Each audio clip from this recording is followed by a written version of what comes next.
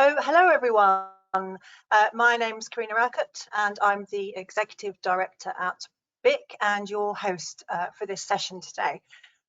It's great to see so many of you tuning in for this event from both the UK and further afield. I think we've got about 7 countries joining us today, which is fantastic.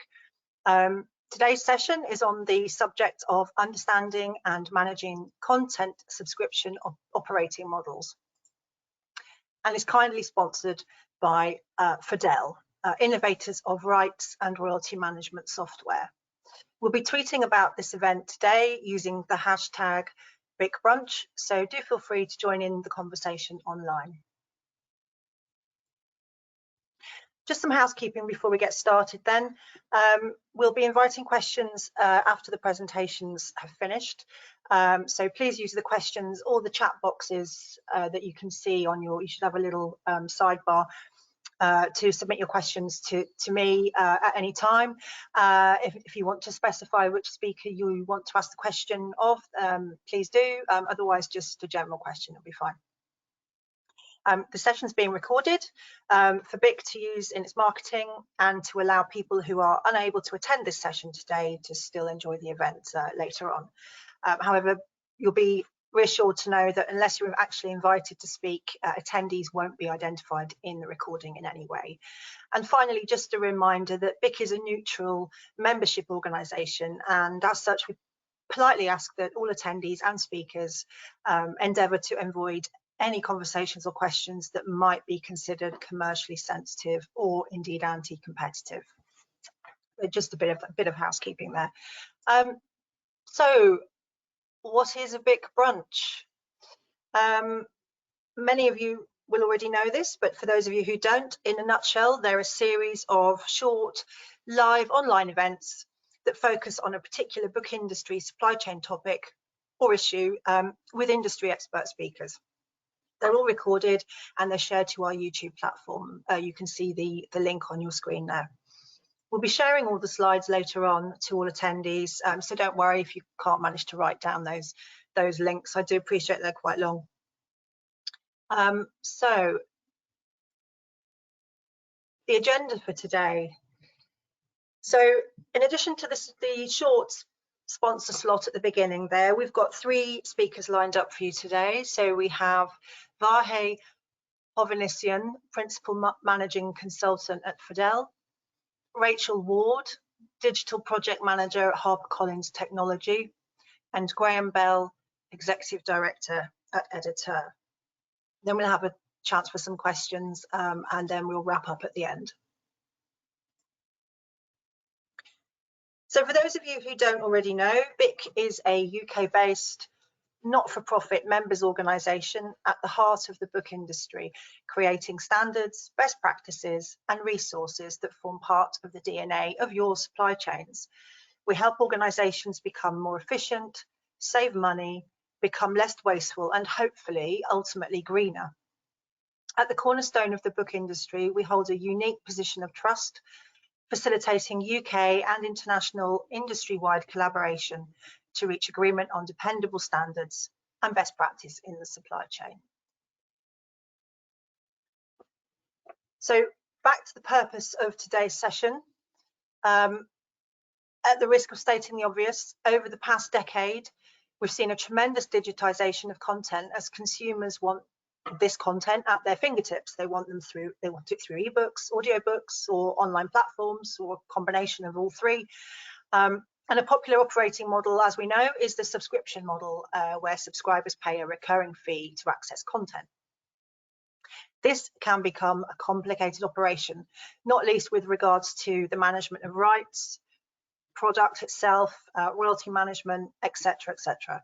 So in this BIC Brunch today, we're going to explore rights management for offering content as a subscription, defining compensation models, determining how to manage the products themselves, managing royalties, and ultimately how book industry standards can help with that.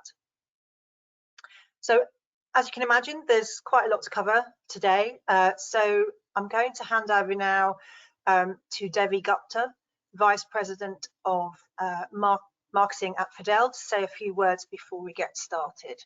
So If you bear with me, I'm just going to hand over the screen. There we go. Over to you, Debbie. Okay, great. Thank you so much, Karina, and thanks to the audience for joining as well. I just wanted to take a quick minute to introduce my company, FADEL, to all of you at the BIC community. So FADEL has been helping companies to manage and monetize their intellectual property for the past 17, 18 years, specifically with solutions for rights and royalty management. And we bring, as a company, a significant amount of expertise in the publishing space with both staff internally, as well as with working with some of the largest publishers worldwide, including Pearson, Cengage, Hachette Livre, and many others. And we've also been very active contributors in this space. This year alone, we've presented at the London Book Fair, the Book Industry Study Group, the Society for Scholarly Publishing, as well as another webinar coming up in a few weeks with AU Presses. So if we could just move to the next slide. So we've also tailored our software solutions specifically for the publishing industry workflow with solutions, across the board for rights and royalty management, rights sales, content permissioning, as well as an author statement portal. But I don't want to hold you up today from the focus of the conversation and the main topic, which is on subscription publishing. I am thrilled to introduce the first guest speaker. The first guest speaker is Vahe Hovhannisyan, who is my coworker and colleague at FADEL. And Vahe brings a significant amount of expertise as a principal managing consultant, having worked with several large companies worldwide, as well as, in fact, helping two of the largest publishers with their subscription platform rollout. So with that, let me turn it over to you, Vahe. Thank you, Debbie. Thank you, Karina. First of all, let me know, please, if you can hear myself well, see my screen. Yes, can see your screen. Perfect. Glad to be joining everyone today. Happy to be here and especially have an opportunity to talk about subscription services, since it's been a topic of my interest for quite some time now. I'd like to start off by saying that the ideas and thoughts that I will be sharing today are based on firsthand experience. And as Debbie said, my colleagues and I have had a chance to help at least two major educational publishers launch their own subscription services, book subscription services. Over the past years, and obviously analysis and observation of the trends in the industry over the past years. Speaking of the past years, the past decade really has seen a great progress in the online subscription, really overall subscription, both offline and online models in the book publishing industry. The widely shared skepticism of even the possibility of the Netflix-like all-inclusive subscription services that I remember was there 10 years ago has vanished or diminished greatly. The concept of subscription has been proved, and we do have a number of success stories, both publishers and third-party aggregator launching subscription services successfully. Now that said, I think the sector itself is still dynamic, it's still changing, it's still young. Observing and participating the launches of subscription services by key players in the industry, my colleagues and I have seen that the publishers entering into subscription services, the online subscription sector especially, with each such initiative face a number of significant challenges. In fact, there are 7 challenges, very distinct challenges that I think, in my opinion, if the publishers are well aware of, understand well, and are prepared to handle, then they have all of the chances to turn a subscription model into a profitable enterprise. So I would like to talk about each one of them separately.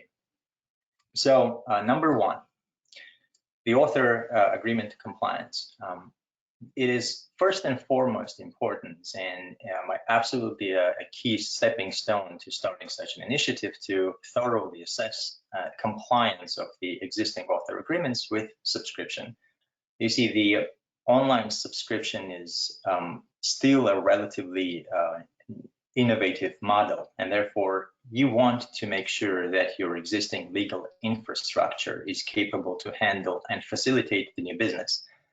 Quite simply, the author agreement terms have to either support the subscription models, and there's a variety of them, right? Subscription to a single product, to a series of products, or a collection of a variety of products as a flat fee for unlimited access, kind of a library.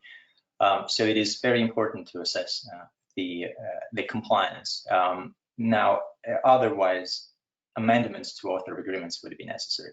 Obviously, amending thousands of agreements isn't an easy task, but thankfully, nor is it necessarily always going to be the case. We know cases where some publishers, at least in the US, have launched their own subscription platforms and services over the past years without having to go through mass amendments of the contracts.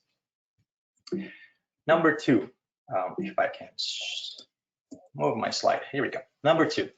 Now, with such initiatives, publishers will face a dilemma: either go with third-party aggregator platform or launch their own subscription platform or subscription service. The first one, the example would be the Audible in the audiobook sector, is technically the easiest one, and it provides the publisher easy access to a very large body of readerships, centralized body of readers. But it comes at a cost of the risk that any aggregator with dominant position in the industry that holds a critical mass of the vast majority of the subscribers in that sector will gain a huge bargaining power over the publisher and be able to squeeze large, very large commissions out of the publisher for releasing the titles on their platform. The infamous example is, of course, the Audible in the audiobook subscription sector that holds a very dominant position. The flip side, of course, is on subscription platform, which allows the publisher to have more control and therefore higher profit margins, but it comes at the cost of more difficulty for the reader, potential subscriber, because that's just another subscription that a reader must subscribe to. If you imagine every subscriber, if every publisher had their own subscription service, and if you have a reader who reads books across from across publishers, then they would have to purchase that many subscription services, and obviously not always easy to do. There is no right or wrong answer where to go with, which one to go with here. Some publishers are better suited to launch their own subscription services than others. I think the decisive factors are really the range of interest of the reader, their price tolerance, and their tolerance for the ease of access or the difficulty of accessing the content. Simple example would be, if you take a law student, the range of interest of a law student is very narrow. It's the legal field, content in the legal field. Now, they have a great need to access such content because they're not leisurely readers. They're, by the virtue of the fact they're students, they have a great need to access. And therefore, they're willing to tolerate more difficulty of accessing, signing up, higher prices. And so publishers who are catering readers of this kind, say educational publisher in this case, would probably have an easier time to launch subscription service without losing the potential subscriber. Number three, the royalty-bearing event. You see, so first of all, let me step back for a second here. The whole difficulty, I think, the key difficulty and the shift of paradigm from old-fashioned sales to subscription models comes from three disjointed concepts, defragmented concepts in the subscription world. First, the subscription purchase of a subscription grants a right to read a book, but it does not guarantee that that right will be exercised, that the book will be read, or even which book from the collection would be read, in fact. Second, subscription revenue is collected regardless whether that revenue, that right is exercised or not. So the subscriber makes the monthly payment, for example, regardless whether they read a book or not. And the third, the author compensation may be tied to the actual consumption or reading of the book. And so you have a tension between compensating the author based on the reader consumption of the book versus compensating the author based on the purchase of subscription.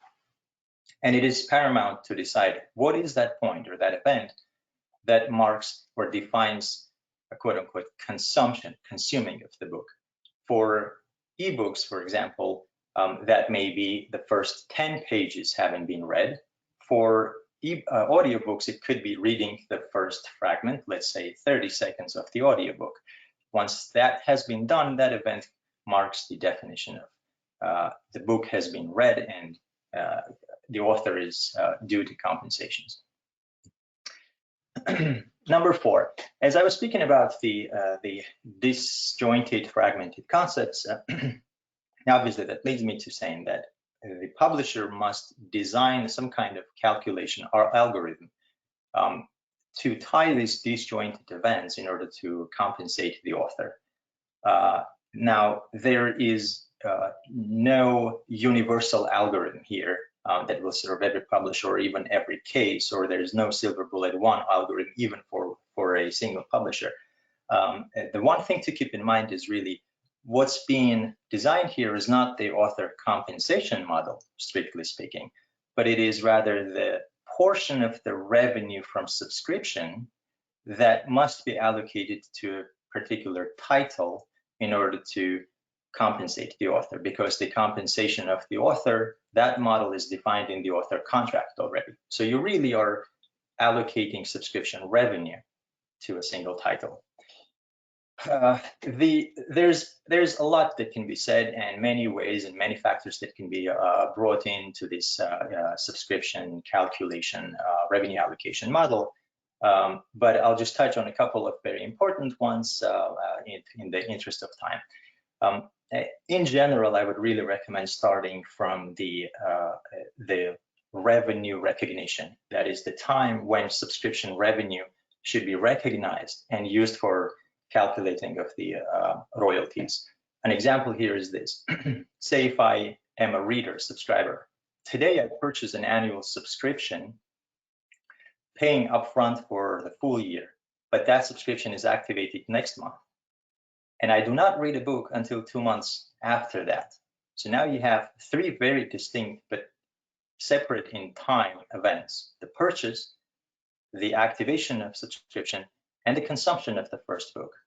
So the publisher will be forced to think about how to allocate the revenue, either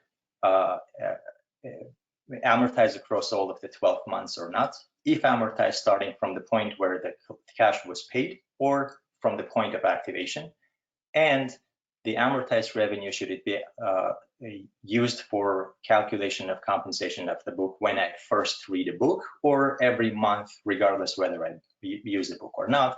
And if I don't, then which author is being compensated? These are challenging, they're not trivial questions, but there are many considerations and factors that will have to be taken into consideration when coming up with that model. Number 5 is the fact that, as I was explaining, a compensation model and the factors, the decisions that need to be made in order to calculate how the authors are compensated from subscription usage, I did not mention the authors. In fact, in reality, some of these decisions, key decisions, will be made probably without participation of authors or without participation of every author. Obviously, if the publisher is dealing with thousands of authors, this will be a far cry from a perfect democracy and democratic election of a calculation model. But nonetheless, authors do expect fairness.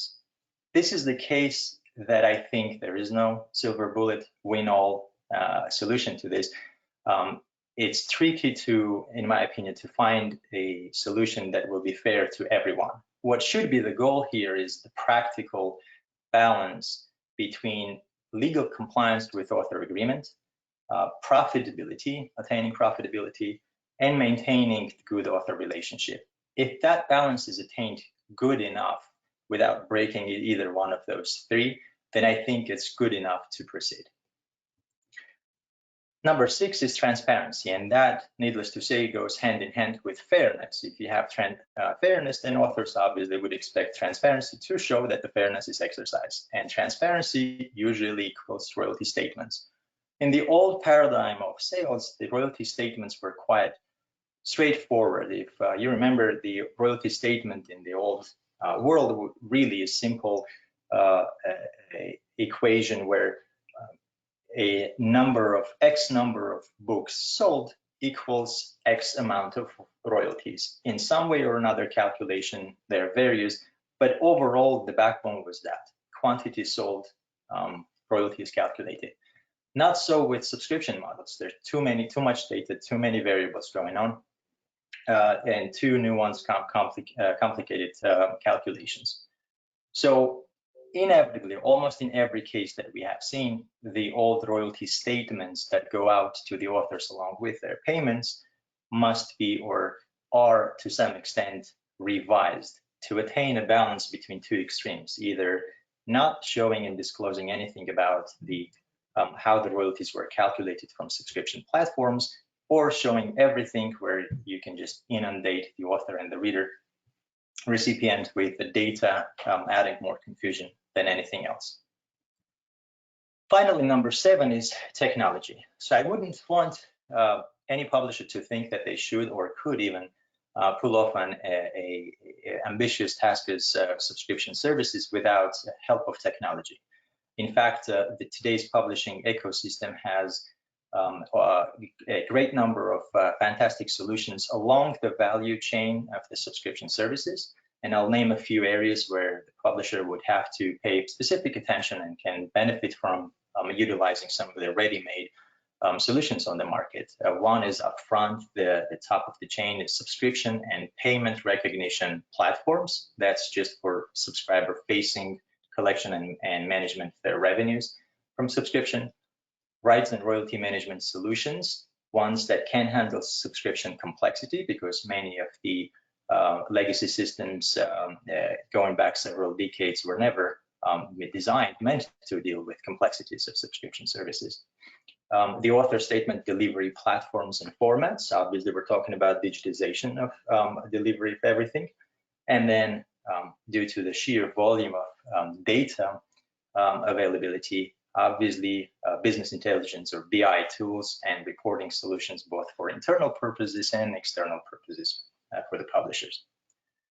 So that said, I think I would summarize by saying that the time is right. It has proved that subscription is possible, profitable, doable. The challenges are there, but so are the technologies that can help the very challenges that were brought by technology. So if the publisher is armed with some patient understanding of the key challenges and the right technology, I strongly believe that they have all of the chances to make this into a profitable enterprise. All right. Great. Thank you. Karina, I think I'll stop my.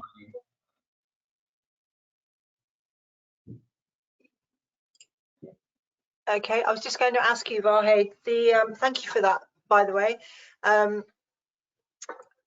Lots to think about. I've just been making notes, and the areas for consideration are quite varied. But what would you say? You mentioned earlier that you think the time is right. What do you think makes the time right? And why do you think the subscription model is becoming so popular? Is it perhaps because people are becoming more familiar with it in the context of other industries like Netflix, etc., that type of thing? Or I'll let you answer the question. Yeah, absolutely. It's a great question and a fair one at that. So I think there are several things. I'll try to keep it simple. First of all, the tendency towards digitizing everything almost naturally leads to this model. The ease of access lends you to wanting to get content in mass and to your device, but oftentimes temporarily, because if in the old paradigm, if you were to buy a book, then even returning the book itself, if you think about it, had a difficulty and entailed friction of transaction. In this case, the transaction difficulty with online world has gone so far down that you can just afford to having access to everything. The subscription has become a dominant trend really across the industries. It's not just the publishing, and I think it's self-reinforcing kind of a loop where, because everywhere else subscription is popular nowadays, be it software solution. If you remember in the beginning of, let's say, 2000s, about 20 years ago, it was the software companies that were leading this trend of software as solution, the SaaS solutions, rather than selling one-time sales of their property with permanent ownership rights. Nowadays, you can subscribe to anything like a basket of groceries, literally, right? Or a car. You can literally subscribe to a car. So that trend pulls publishing industry along with it as well. Yeah. Okay, thank you. Can we go straight over to Rachel now? Are you going to make Rachel the presenter? Oh, there we go. So thank you, Vahe, and introducing Rachel. Rachel Ward is the Digital Project Manager at HarperCollins Technology, and Rachel today is going to be talking to us about both physical and digital subscription models from the perspective of the publisher in the context of their Mills and Boon offering, including the challenges and technologies. And Rachel, I believe you were very heavily involved in the setting up of the digital subscription model. Is that right? Yes, so I work exclusively with the team here at HarperCollins with all of our imprints, but especially with Mills and Boon on subscription models and e-commerce. So we've gone around a lot of the subjects that Vahe was talking about quite a few times. So hopefully I can kind of add to those insights. Yeah, I would imagine you'd have firsthand, you would have expert firsthand experience. So I will hand over to you now. Thank you. Thank you. So if you haven't heard of Mills and Boon, I'm sure a lot of you will have, but if you haven't heard of Mills and Boon, we're UK's #1 publisher of romantic fiction. Our stories provide readers with an instant escape and have a guaranteed happily ever after. And we are it is part of the Harlequin division of HarperCollins. But we do have two subscription models that have the same related content, but are quite different in their offering. And as Karina said, one of these is digital and one of these is physical. So the first one is our physical subscription model. This is quite a traditional book club, and it has a devoted readership. These are our physical frontlist paperbacks. We publish paperbacks every single month. The offering to the customer is they pick one or more romance genre series. They can pick the number of books they receive each month, and they get discounts, free delivery, and free gift incentives. We offer multiple payment methods, card, direct debit. We even still offer check. It is quite a traditional subscription model, and personal customer service is really important to these customers. So this is sort of directly contrasted with our newer subscription model, which is called We Love Romance. So this is an all-you-can-eat ebook subscription model. It is a similar model to, say, Disney Plus or Netflix or Amazon Prime. This uses our digital backlist of ebooks, and they're in EPUB format. We fill the catalogue using our book industry standard feeds. So we use Onyx 3, we use some of the fields there in order to kind of curate that catalogue and make it as efficient as possible. We offer unlimited ebook downloads whilst the customer is subscribed. They can read these online or they can read them offline. We all know that the advertised broadband speed or Wi-Fi of that holiday home that you booked isn't always as good as you expected it to be, and it's really important that our customers can always read our content. So they sign up for a 14-day trial, and then it's $7.99 a month or $79.99 for a year. And the customer services for this is obviously a lighter touch. You know, they obviously can get in touch with us, but we make much more use of kind of online tools in order for them to raise concerns or tickets with us. But what were the challenges of putting these together? So for the traditional book club, what we have done in the last couple of years is actually taken a step back and had a look at it and say, well, what should this be like for the 21st century? Because we have been running this book club for sort of 10, 15 years, and it is very much offline. But how could we take some pointers from, you know, the modern subscription box physical services and apply them to this? So what we did do was to move away from a highly bespoke system to a software as a service platform. You know, the technology has moved on exponentially from where it was when we started this business. So there are really good solutions out there. Some of the challenges around data were when you have a subscription product, it isn't normally what's actually in the box. You have lots of elements that sit below it, in our case books, but we also have inserts, and we also have maybe free gifts that might be going into that book too. So how do you manage all of that? And that was really important to think through. How would that be structured? How would that be managed? How easy is it going to be to manage too? Because actually running a business efficiently can sometimes come down to how many staff do you need to run the business as well. We migrated customers on a myriad of price points that are developed over the years and tried to make that simpler. So it's simpler for us to understand, simpler for the customers to understand too. And obviously, hopefully that will make it more efficient going into the future. As I said, lots of thinking about the logic to ensure that the right sort of invoice and inserts go into the right box. For a lot of our customers, we aren't actually transacting with them in a digital way, so it's really important that that information is representative of the company and makes it easy for them to transact with us. It was really important to think about transforming and augmenting data upstream from the system to make the logic in the platform simpler. Technology people will always talk about this, but you know, if the data, however good your data structure is, if the data that's been entered into that structure isn't good enough, then it's not going to help you achieve your aims. So data is so important. And also, obviously, for this, because it was a legacy system, really have to think carefully about the management and handling of payment data, whether that's someone's bank account details, or whether that's someone's credit card details that you might be using for recurring payments.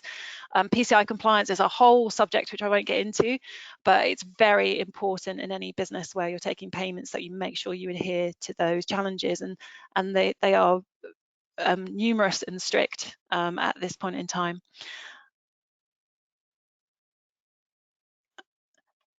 So for We Love Romance, this was a brand new subscription model. So we had to make some key decisions along the way. The first one, when you're launching an app, is definitely not for the faint-hearted. There's a lot of things that you have to take into account. The big question with anyone launching an app, and most apps are subscription based or at least in-app purchase based, is do you subscribe via an-app purchase or do you subscribe separately? And obviously there are rules around this with the platforms that you're trying to release the apps on as to whether you can do this or not. And obviously at the moment there are some quite high profile court cases going on in the States between Apple and say Epic Games about, you know, whether that should be the way that this works. But it is a real consideration as to your profit model and how that should work. The other thing that we really had to look at, and it goes back to data again, is transforming book data into a display that would work on a multitude of devices and screen sizes.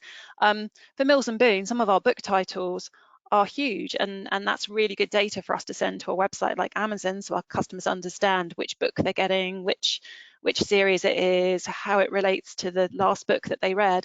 But how do you make that all work on a tiny mobile screen without overwhelming the customer so they understand what they're looking at? And that was a real challenge. the next thing I think that Vahe touched on too is knowing when a book is read, which was, you know, like a real thing that we grappled with. Any book has obviously got the story itself, and you'd be thinking about how much of that story has the customer read. But actually, in an EPUB file, you also have front material and end material. And depending on how your system's working, it might count that as part of the book too. And you know, and is that fair from an author point of view? Probably not. So you need to really think about how you're calculating those percentages of read of a book, or are you going to use another method to calculate your royalties? We also needed to ensure that offline reading was captured. So there was a lot of discussion about, okay, if someone's reading offline, then they need to come back and re-log into our system so that we can capture what they've been reading. But equally, we needed to balance that against the annoyance of having to log in or re-authenticate all the time. And a lot of this can be done with sort of clever technology. But at the end of the day, and also, you know, at this point in time for security reasons too, it's often necessary to get customers to re-log into apps. So we looked at this, we looked at how it would fit in with updates that we do to the app too, because obviously you keep your app updated to keep ahead with security and, you know, improvement of features. And the last thing, because we were putting a lot of our backlist titles on this app, is how do we make the content searchable? Because as you see, I mean, we have a screen there. We can show sort of 6, I think probably can show 9 now titles on the front page of the app. But our readers are so devoted, especially to our back catalogue, that if they were looking for a specific book, how do we make it really easy for them to find that? And how do we optimize the different search terms that they might be looking for? You know, how do you give weighting against the author name versus the book title? What would they be looking for? So we really had to think about that to make that as efficient as possible, so that the app would be a nice experience for them to use and help them get to what they wanted quickly.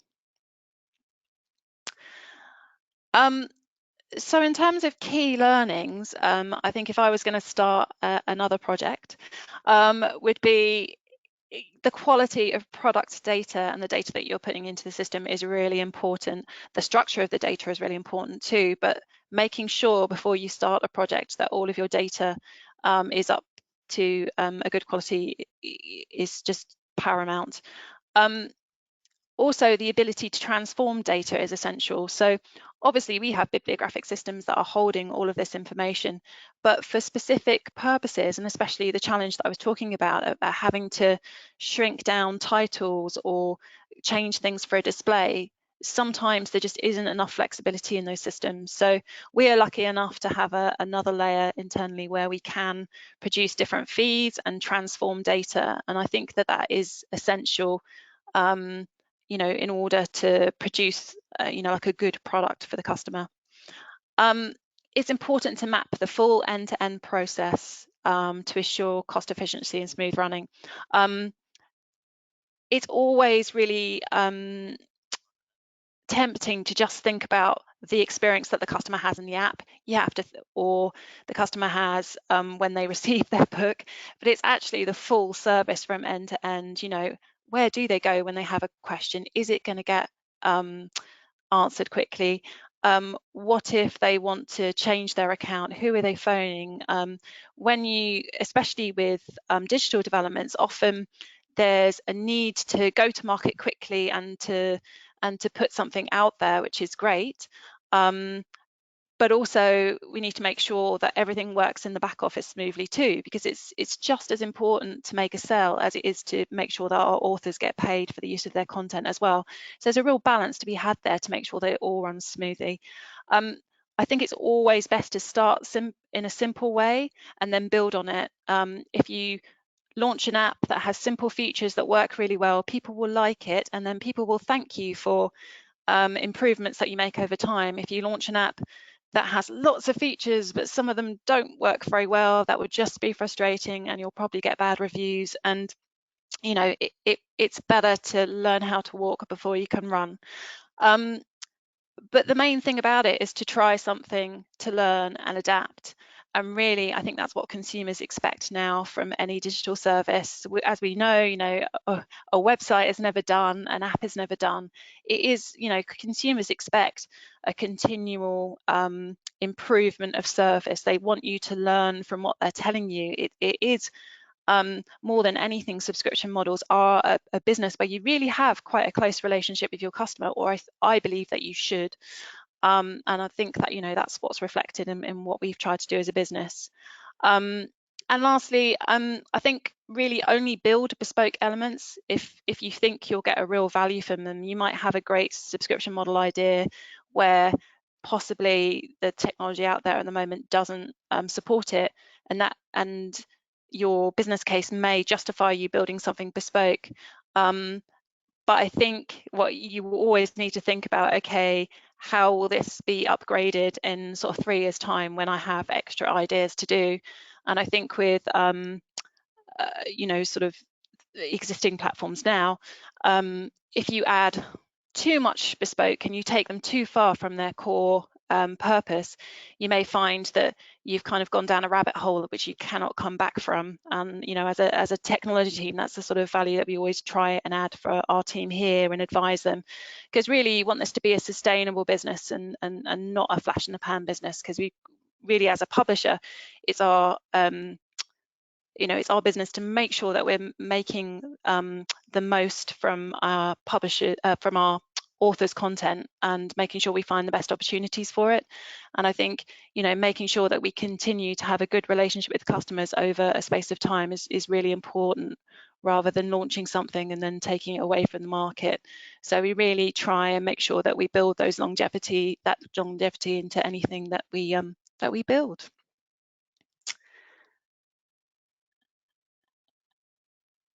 And that was everything that I had to say about that. Brilliant. Thank you, Rachel. There's a lot there, and I'm sure we could do a BIC brunch session on each of them. Yes. I'm loving the guaranteed happy ever after. That's brilliant. Yes. And just a quick question for you.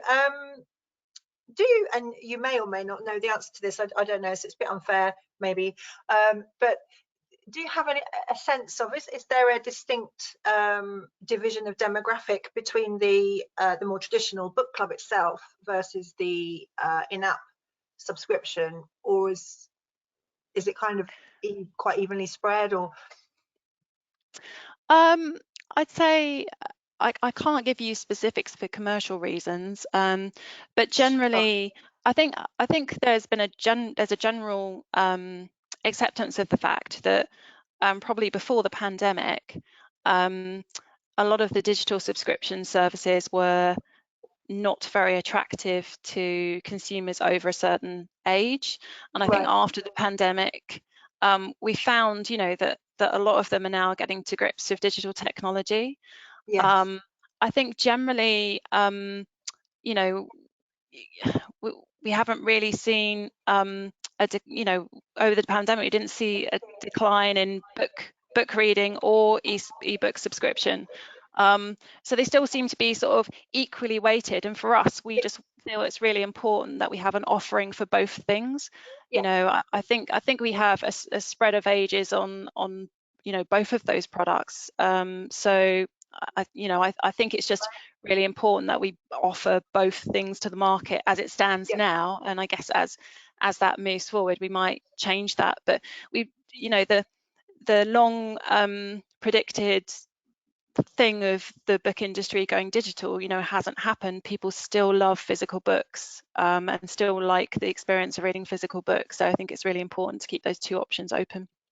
Yeah, absolutely. And as you say, with the pandemic, those that were perhaps less digitally savvy have been almost they've almost had to become forced to. Yes. Yes. But more digitally aware. Yeah. So okay, brilliant. Thank you. So I'm going to ask you to hand the screen over, if you would please, to Graham Bell, our next and final speaker. So Graham is Executive Director at EDItEUR, and will be talking to us today about what is meant by the term subscription, we should have probably had you on first, Graham. The challenges of the model itself, particularly around sales reporting and how industry standards can help. So over to you, Graham. Thank you, Karina. First, I'll say a few words about EDItEUR. This may be an organisation that's familiar to all of you, but in case you're not, we're a not-for-profit organisation, a membership organisation like BIC, and a standards body. We develop, support, promote metadata standards, identification standards for the book industry globally. And by book there, I'm talking about text and audio. I'm talking about physical and digital. And we're best known for standards like Onyx and Thema and EDItEUR. One of the things that sets us apart is that our standards are designed from the outset to be used globally. And they're also free to use. They're often built into the sorts of software systems and technology solutions that publishers buy. We're based in London, but we have a global membership. And this gives us a good overview of the whole of the supply chain. There's been some really good advice from both Vahe and Rachel on subscriptions, but what I wanted to do was to clarify what a subscription was, because it's not always what people think. There's three parties involved in many cases. You've got your consumers, you've got your subscription service, and you've got your suppliers. The consumers usually pay per month or per week or per year for access to a library of books. That's what the subscription is. They subscribe to a library and they get access to all the books in that library. But the library, the subscription service, doesn't initially actually have the books. So consumers pay for access, but all the subscription service has is a catalogue. When the consumer decides to read a book, then the subscription service purchases a copy for that reader from the publisher. And the books are transferred to the subscription service and made available to the consumer. Now, this model actually goes back to the 18th century. Ben Franklin's library company of Philadelphia worked pretty much like this. It was a subscription library. Of course, at that time, it was physical books rather than digital. But notice, while consumers deal with the service as a subscription, the service in effect purchases the books from the publishers. Now, we're talking ebooks here, so I put purchase in inverted commas, because in reality, the subscription service is generally buying not a copy of a book, but a perpetual license to use the book and effectively to allow the consumer to read it. It's a license because it's an ebook rather than purchasing a physical book. Subscription services that run this way are not entirely unlike another model, patron-driven acquisition in a library. The library holds the catalogue of ebooks. Individual books are purchased by the library when a library patron begins to read the book. And it's important to think about a point that Vahe made. What triggers the purchase? Because it's not usually cracking the spine and reading the first page. Usually that actual purchase of the book on behalf of the consumer happens later. It's also worth remembering that some subscriptions may be all you can eat. That is, the consumer can open and read as many books as they want. Sometimes you're more limited. So, for example, an organisation like Scribd offers an all-you-can-eat access excuse me, to a large catalogue of books, whereas the traditional Audible subscription was more on a points basis where you got access to a certain number of books per month. Operating a subscription service is essentially a bet that consumers don't access too many books or they leave the service too soon. Because if they did, it would mean the subscription revenue exceeds the costs of the books that have to be purchased from the consumer. Now, that's slightly different from what's been described so far.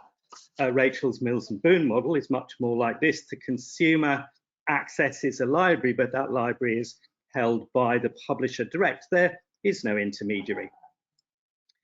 And that somewhat makes it simpler, although the other side of it is because there's no purchase, as Vahe mentioned, you have to work out where the revenue goes and how you compensate the content creator, the contributor to the book. Do they get compensated on pages read, books opened, putting the book into the library at all? That's a difficult one. The issue, or the issue there, is that you often need to negotiate new contracts with the contributors to your books, the authors, whereas in the first model I showed, actually in many cases, that first model, because it involves purchases, can be done without that difficult review of the contracts.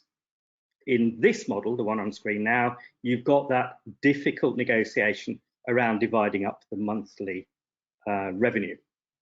Now, also worth saying, in either model, delivery of the content to the consumer can be either via streaming or by download. And for obvious reasons, you're also going to want to use some kind of access control, DRM, to prevent consumers just downloading everything and then leaving the service.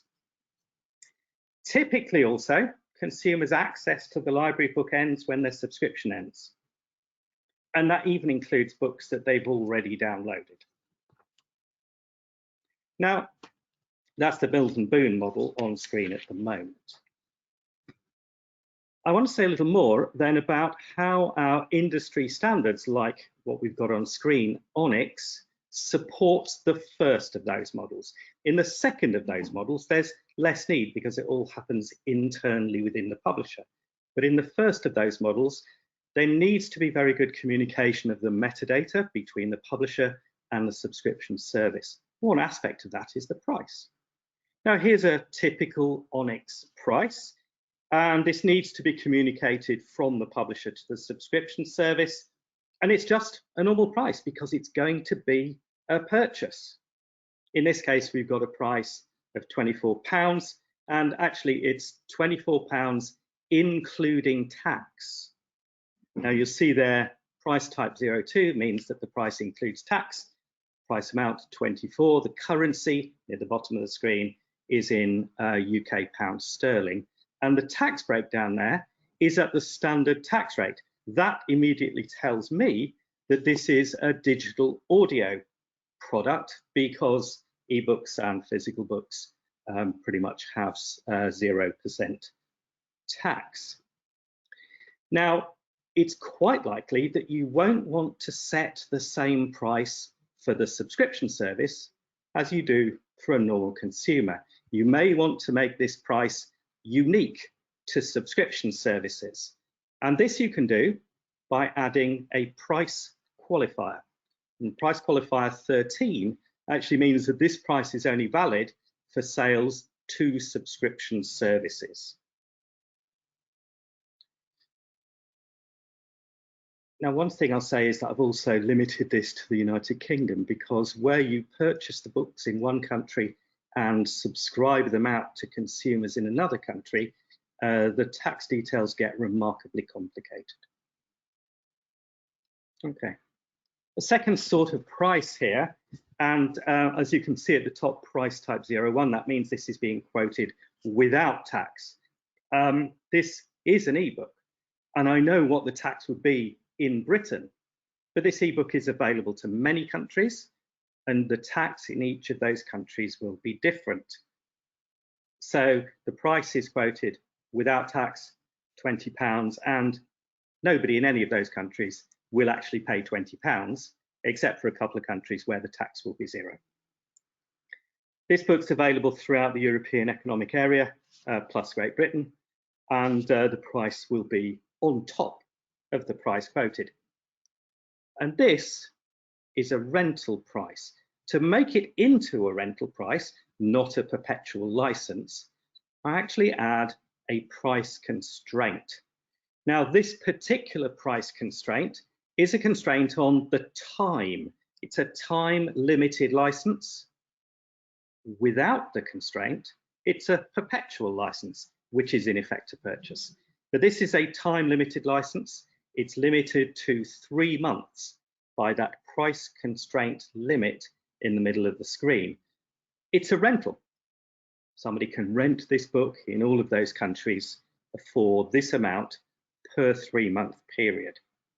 Now, rentals can be based on academic years, or they can start at the time of purchase like this one, and they can be for different durations. There's nothing special about that 3 months. You can do it for a year, you can do it for a week, and set different prices for those different time periods.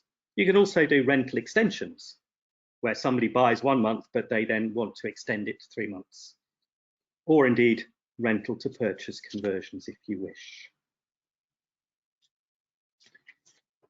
Now, further constraint on price, in this case, we've got another price constraint sitting on its own, is about how much of the book can be read or previewed before you trigger the purchase event. And in this case, what we've got is a limit on free preview.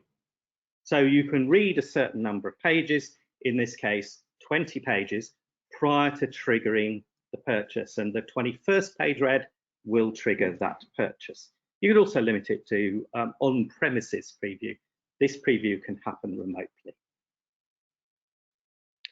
And finally, in terms of price, maybe you've got a model which doesn't revolve around prices.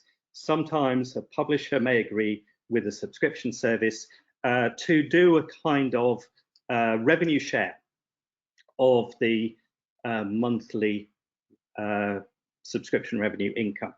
So if there isn't a price, but there is an agreed revenue share, of course the agreed revenue share itself doesn't go in the Onyx, but you can set a price to say this is a revenue share. You'll see price type 01, just because we're saying it's without tax, and we'll deal with the tax separately. Price qualifier 13, this price only applies to subscription services, and then unpriced item type 06, which is in there instead of a price, and it specifies it's a revenue share model. That's how communication can happen between a publisher and a subscription service, or I suppose it could be used internally within a publisher if you're in the Mills and Boon model of running your own subscription service internally. That's all I wanted to say. I'll hand this back to Karina, and I believe we have a few minutes, just a few minutes, for questions. We do. Thanks, Graham, and I have a few for you myself as well. So let me just take back the screen. Bear with me a moment. There we go. Can you see my screen? Yes, can indeed. Okay, great. Thanks, Graham. So we've got, as Graham says, we've got time for questions. So if anyone wants to put some questions into the question box, we will try and get through those. I'd like to invite them up. They're already doing it. Excellent. Putting the cameras back on. I'll see if I can put mine on this time without causing problems.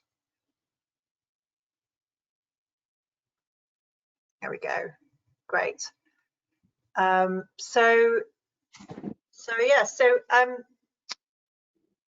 wanted to ask Graham, actually, while we wait for some questions to come in, I wanted to ask Graham, you talked about price constraints. What other constraints might there be? And actually, this could be to all three of you, but if Graham, you'd like to go first. So the price structure in Onyx has developed a lot over the last 10 years. It's very flexible now. Many different types of constraints. That you can also have price conditions that need to be fulfilled before this price is relevant. So, for example, with constraints, you can constrain library lending. The library may have a price at which they can purchase the ebook, but you may want to limit the number of times the library can lend that book out, maybe to 50 lending events or something like that. Because, of course, ebooks are largely forever, whereas physical books wear out. Libraries who lend out physical books are used to that degradation of their stock. They budget for repurchasing popular books, 2 or 3 times over that book's life, and a book might fall apart if you lend it out to more than 50 patrons. With ebooks, this can be limited as well, so the library might only be able to lend it out 50 times. Each lending event might be limited to 2 weeks. You can specify whether those lending events have to happen one at a time, or whether all 50 could be lent out at the same time, things like that. You can also, of course, put in the usual things about you can't print, you can use text-to-speech, lots of other sorts of, you can lend it to a friend, you can't lend it to 1,000 of your closest friends on Facebook. The normal constraints, and that structure that I showed to constrain it for subscription services, to constrain it for just a fixed amount of time or something like that, they're the same constraints we use for other types of prices. Great, thank you. Rachel and Vahe, did you want to add anything to that? Sure. I'm glad Graham brought those up. One thing I wanted to say is the digital world has offered challenges as well as opportunities. In fact, all of the constraints that digital allows, some of them were never existent before, and they present challenges, but at the same time opportunities. You can limit the time for which you allow access to your content, the price, the sector, the segment of your possible potential readers, right? In fact, Graham, to your point, some of the libraries, or some of the publishers have worked with libraries to limit and constrain the ebook use and lending in many different ways, including nowadays not only selling as traditionally publisher would sell the book to the public library, but now actually licensing them. In other words, selling for a particular period of time. And I think that probably was prompted by the COVID surge of the ebook readership and among the public library patrons, at least in the US. In response to that, some of the publishers went ahead and allowed extra purchases, but limited the time. In other words, they themselves lended or let the library rent out the ebook, so that after the demand for such books in the public libraries have gone down, libraries do not retain the same number of copies as prior to that. Digital will allow more to do than we have ever been able to do. At first, it'll be difficult to make sense of it, but it's going to open more space. Yeah, I mean, what I would add to that on the digital side of things is, especially for a publisher providing these services directly, is I mean, what we found is in selling either individual or other ebooks as kind of one-off purchases, often the customer will come back to us and want us to resupply the ebook to them because for some reason they have lost that file, etc. And that's actually quite a challenge for us, because once that title is out of print, we aren't allowed by rights to actually give those titles back to consumers. So if they have built up a catalogue over a space of time, it's really challenging for us, because all we can say is, really sorry, we know you bought that ebook 6 years ago, but we don't have the rights to give you that file anymore. It was a one-off purchase, but customers can get quite frustrated by the fact that, I think because of the original kind of model of things like iTunes, where you just came and downloaded it again, and even obviously Apple are moving away from that now. So I think the models where you do have like being lent that content for a certain amount of time, and we can see that consumers now like that for using Prime and Netflix. Nobody really wants to have a pile of DVDs in the corner anymore, or be responsible for that. And I think the mindset has shifted, but I think that's a real consideration if when you're having a look at these services. How do I service these customers over a space of time? What are they going to come back and ask me for later? And I think some of the data tools that Graham have presented could be really useful in solving that problem as well. And making it clear what the limitations are when you purchase, or indeed when the subscription service purchases. I was really interested, Rachel, because you were describing a publisher facing exactly the same issues as retailers face. And the focus for you, the first focus for you in your list of bullet points, was data quality. That's, I think, a real lesson for all publishers who are listening, that people who are selling books need very high quality data, whether they are selling them through subscriptions, selling them direct to consumers, or selling them to resellers who will then sell them on to consumers. Data quality itself is really important for making that transaction go smoothly. Absolutely. Obviously, you know, in putting together digital business models, you know, even from the exec level, often we want to move quickly, we want to get things out to market, and if your data is good, you can feed all of that information through into a platform and you can expedite that process. If your data isn't good from the offset, then you can have all of the structure there, but actually when you feed the data through, it's not going to look good. And, you know, as a company, HarperCollins are very big on data, which I know you know, Graham, but yeah, it is. I think it's just a really good strength to have, and it is, as I said in my presentation, it's the first thing you should look at because it's probably the first thing that will trip you up if you don't pay attention to it. Yeah, you don't want a sort of 3-month data cleansing project to be the barrier to doing some. Delay your launch, yes. Yeah, if it delays all your innovation, then it's a real problem. It's the maintenance of it as well, isn't it? It's not just putting it up for the first time. It's keeping it up to date as well. There's a one-off effort to bring it up to the kind of required quality, but then of course you do have that ongoing maintenance. Yes, of course. Yeah, it has to be part of your company culture, and it is what I was talking about. When you look at these business models, you have to look at the full service model. You know, it's not just about what the customer sees. It's like, how do all this operations work to keep this ticking over? And that includes making sure that the data is up to date, making sure that, you know, your products and your pub dates feed directly into the system so that it gets the new content that it needs. It's important to look at all of that. Otherwise, it's just not going to run smoothly, and your customers will soon see the effect of that if it doesn't. Yeah, and customer service is always very, very expensive. Yes. So best to avoid that if you can. Yes. Yes. Okay. I'm sorry, I'm going to have to end it there. I think we could probably talk on for quite a few more minutes, but I'm aware we are running over. So I'm going to take my camera off now and just wrap up.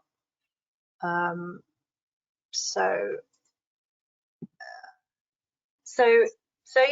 just in wrapping up then, just a few observations from me. We've learned today about, well, I'll start with the one we just talked about, how important or paramount importance the data is, both in terms of the product itself, the consumer experience, e-commerce, the appearance on multiple devices, especially tiny mobile devices. We've heard about the balancing act between various elements, in particular the contract considerations and legal compliance, which leads into the relationship with the author. Also consumer considerations and relations. You know, how are you looking after your consumer? Do they know what they're entering into in terms of their own expectations of, you know, how and when they'll get content, how they'll be able to access, etc., etc. Looking at author compensation in terms of how do you allocate or how do you calculate firstly and then allocate the revenue compared to consumer consumption, and what do we mean by consumer consumption? When is a product read? Managing the product itself. We've heard about how technology can help support, technology and industry standards together can help support this model, and just generally thinking about fairness to author, fairness to consumer, ongoing care for the product itself, both in terms of data, appearance, keeping things up to date, etc., and then customer service. So maybe by customer service, I probably mean more looking after the consumer and also looking after the author, which I've already touched on anyway. But lots to consider there. lots to think about. There are some things we haven't touched on, so I wanted to ask Graham a bit more about the ISNI or ISNI in terms of accurate allocation of revenue or royalties to authors, but we can touch on that in a separate session perhaps at some point. So that all said, I am afraid we are over time, so that means we're out of time. So I would just like to take the opportunity to say a massive thank you to our speakers today on behalf of BIC and everyone in attendance. Thank you to Debbie, to Vahe, to Rachel, and to Graham. I know this has taken up some time out of your day today, but equally it's the time taken to prepare as well, and so that is massively appreciated. Thank you very much. I'd also like to thank our sponsors, FADEL, for helping make this session possible for you today, and then to all of our attendees, I'd like to say thank you for joining us. Sorry we ran over, but please do stay in touch. You can find out more about BIC and the work we do via the BIC website, which I'll just go back a slide there, you can see. And if you want to stay up to date in a bit more closer detail with the work we're doing, do think about signing up to our mailing list, the link of which is on the screen there. Like I said, we'll have all the slides sent out to you when we have those ready. We'll make a recording of the whole seminar available on our YouTube channel as well, and that's it. So without further ado, thank you, and we hope to see you at another BIC event in the very near future. So take care until then. Bye bye.